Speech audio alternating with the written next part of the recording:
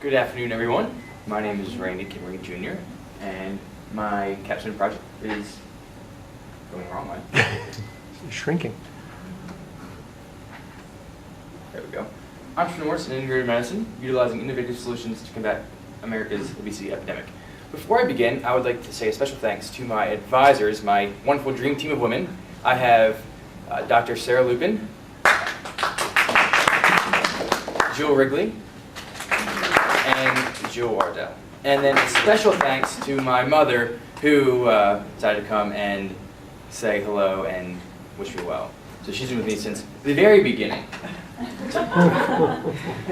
Jumping into my capstone project, I would first like everyone to close their eyes and remember back to being in 5th grade going into 6th grade. So for most of everyone, it was a great time. Things were great, nothing too much to worry about.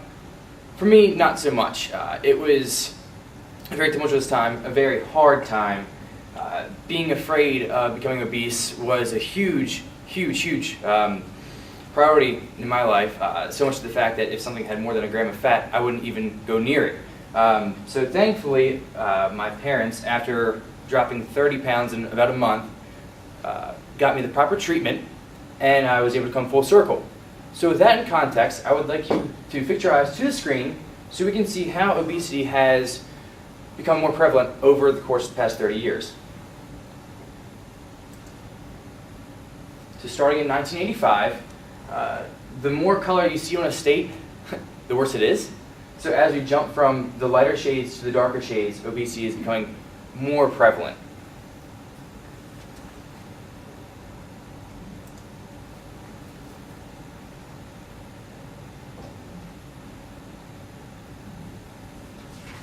So as you can see, we're now in 1995. Things are continuing to get worse and worse and worse. And if you notice, there's a trend with which states take the lead for obesity.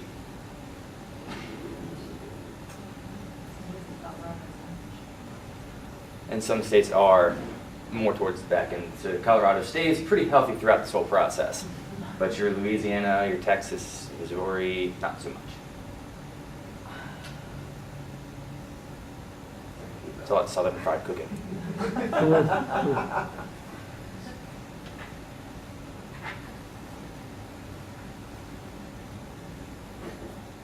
And a nice little comparison at the end so we can see just how much this has grown over the past 30 years. So moving on to the purpose of my degree. My entire capstone was revolved around finding out how entrepreneurs are utilizing integrated medicine to combat the obesity epidemic in America. But before I can jump into that, we need to know what obesity is. So a couple of these key numbers point out just how drastic this is. Obesity by itself is complex in nature. It has 3 big things that are going to be the root cause of developing obesity. So your behavioral factors, what a person does during their typical day, whether they exercise, what they eat, that's going to comprise the behavioral aspects. Environment, workplace, stress, community, how much is exercise and health emphasized in these various settings. That's going to have, again, a huge impact of whether someone's going to be able to maintain good health or not. And then, unfortunately, the only choice that you can't make in life are your parents. Some of us are blessed with great parents. Others, the genetic side of things doesn't help them out. So there are some genetic predispositions to obesity, and some of these diseases can cause obesity. So by definition, obesity is an imbalance of energy. For classification purposes, being overweight is a BMI of 25 to 29.9, so obesity would be above that. So BMI, for those that aren't familiar, is a calculation that takes your height and your weight and divides that, spits out a number, and then matches you up on a chart comparing your height to your weight. Depending on where you are on that chart is going to determine if you're obese or not. So one of these issues with this is that it's archaic in its thought, because for someone like me who is shorter with more muscle, it classifies me as overweight. When I was a little bit heavier, a little bit more muscular, I was considered obese. So then you might think that's kind of ridiculous, someone like me who is muscular to be obese. That's sort of the issue with this archaic way of thinking. So with that being said, the obesity epidemic is a complex issue, and by definition, an interdisciplinary study approach is required to find a solution. So my capstone is a little bit different. Instead of picking specific academic fields, I went with professional disciplines. The 3 being conventional medicine, entrepreneurship, and integrated medicine. So each of these is going to be able to provide key insight into the obesity epidemic. So with conventional medicine, it's a reactive approach to treatment. You go in with an issue, the doctor meets with you for 5 to 10 minutes and gives you a pill, and that's that. So it's very impersonal, it's very rushed, very fast-paced. It's not diagnosing and treating the root cause of the issue. It's very expensive, and it just isn't good for treating chronic disease. It was great for infectious disease, which I'll get into, but as our lifestyle factors have changed, treatment needs to change as well. So through my studies, I also found that 74 to 96% of physicians do not want to treat obese patients because it's not rewarding, it takes too long, and they feel like they're not going to even be successful. So with that being said, another 50% of physicians say that the family is more important in determining the cause or the outcome of treatment for obesity, whereas the doctors are not responsible for that. And there's also a current flaw in the educational model that doesn't teach obesity. It goes over nutrition, metabolic syndrome a little bit, but it doesn't really dive into obesity and treating obesity. So enter integrated medicine. So integrated medicine is made up of complementary medicine or alternative medicine, which would be anything that isn't under the umbrella of conventional medicine. So things like acupuncture, nutrition, exercise, chiropractic, Ayurvedic medicine. So these are just some of the general big things of alternative medicine. If you combine alternative medicine with a conventional approach, you're going to get integrated medicine. So it kind of cherry picks the best. So with this, people are spending $34 million a year on this type of treatment. It's more holistic in nature. It sees the patient from a total perspective, the psychological, behavioral, sociological, all the aspects into one. And there's a huge emphasis on the prevention of disease in the first place. Entrepreneurship. These are the thinkers, the innovators, the creators of society. They are creating jobs for people out there. Between the years of 1993 and 2011, 94% of the new jobs created were through small businesses. And it should also be known that over half of the GDP is produced by entrepreneurs and their small businesses. So without entrepreneurs driving the economy, there would be no economy to be had. So I thought the most critical disciplinary strategy to blend these perspectives was bridging the explanation-action gap. So from this diagram, we see that in the 1900s, infectious disease was the predominant cause of mortality in the United States. As there was a change in lifestyle, represented by the triangle, in 2010, it's now more chronic disease, which is much different than infectious disease.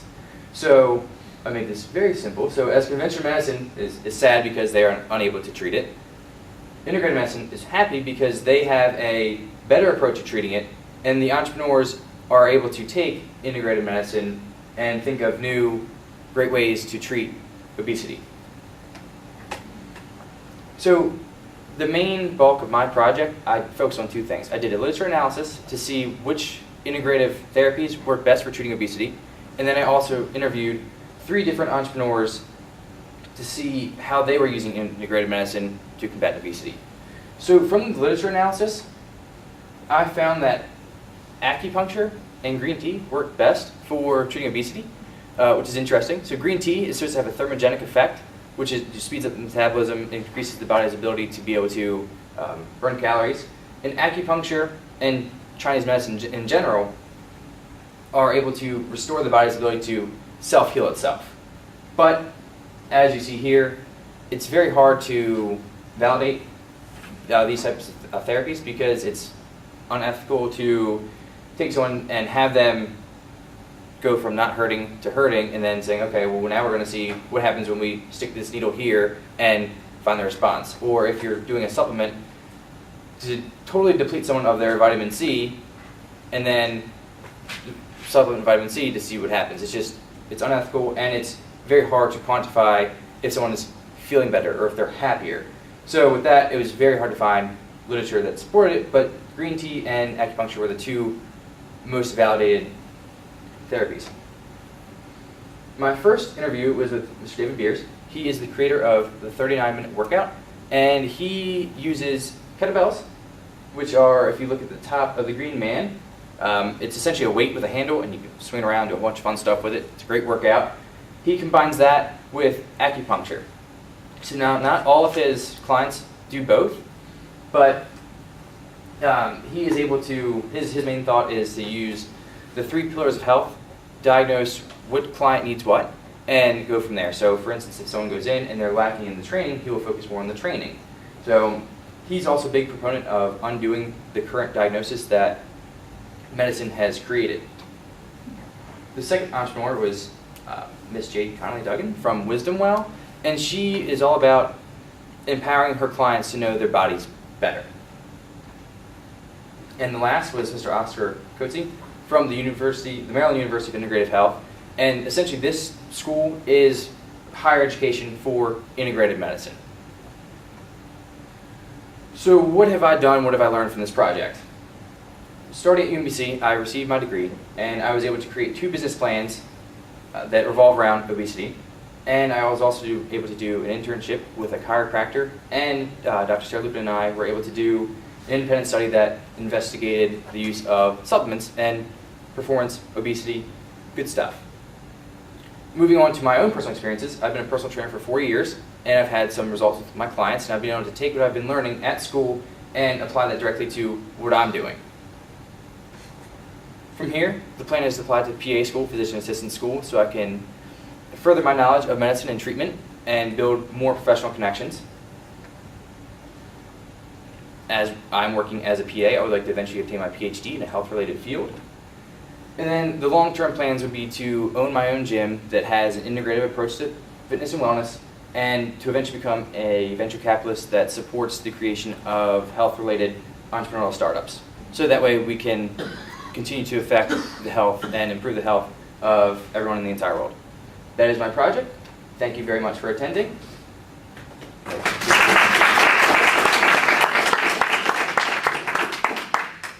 Questions? Bring them on. This is not a question. This Okay. is a compliment. Thank you. I just am really very delighted to see how much this project has evolved from the day I first met you and the various questions that you had. So I think it's a compliment to you and to your coursework and your advisors. So thank you. Thank you. Great to see you. So I had great leadership along the way, so everyone was vital in making this happen. And one of your advisors, excuse me, is a former interdisciplinary studies student who did anthropology and opera, Jill Wardell. So it's nice to see you. And she was great in getting. She actually set me up with all these interviews.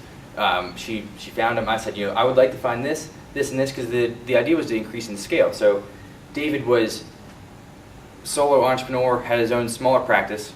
Jade with Wisdom Well, bigger in scope, and then Maryland University of Integrative Health, big scale.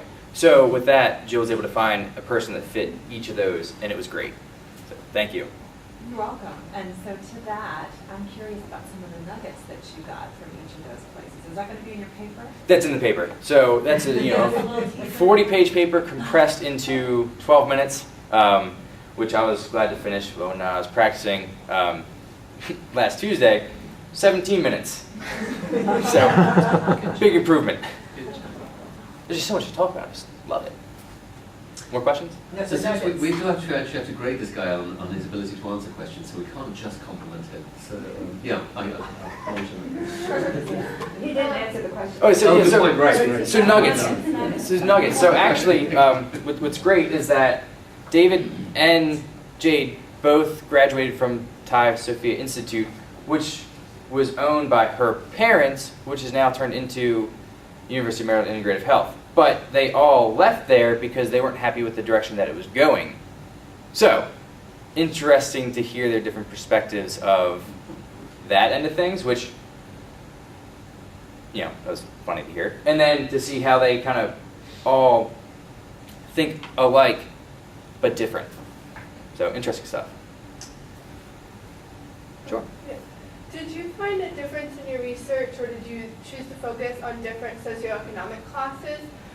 Because obesity is different if they're getting their calories from foods that are not nutritious. So. Right. So these projects are great, but the problem is they open the door for so many more questions. So with obesity and with that is a whole other project within itself, is how does socioeconomic status turn into the development of obesity? So while I considered that, and I touched upon that briefly in my paper, it is a huge, huge, huge field that I just didn't have the time or room to put into this project. So this was more of, obesity is a problem, integrative medicine is sort of a catalyst because it brings everything together. How are entrepreneurs using that to make solutions to this problem?